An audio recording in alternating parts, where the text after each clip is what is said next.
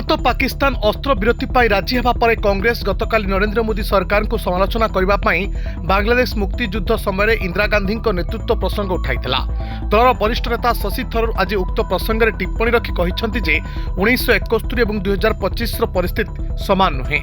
ANI सह एक आलोचना समय शशि थरूर सरकार अस्त्र विरति चुक्ति घोषणा करने पर कांग्रेस सोशल मीडिया अभियान माध्यम इंदिरा गांधी को प्रदर्शन करने नहीं प्रश्न पचरा जाइथिला। तेबे थरूर यह उपर सीधासलख मंतव्य न दे कहिसंती जे प्रकृतर कथा हेउछि मो मतरे आमे एपरि एक पर्याय रे पहुंचिथिलु जेउठारे उत्तेजना अनावश्यक भाव में नियंत्रण बाहर को चली जाउथला।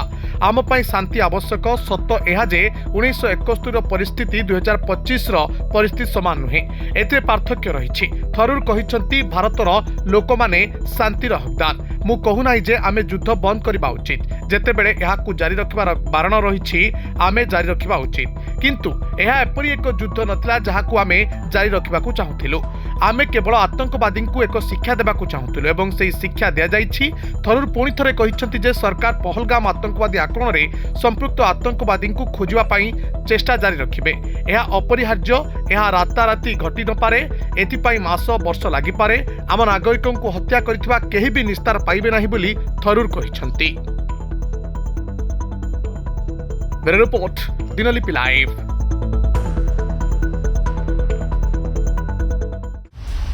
दिनलिपि लाइव को एबे ही लाइक शेयर सब्सक्राइब करंतु।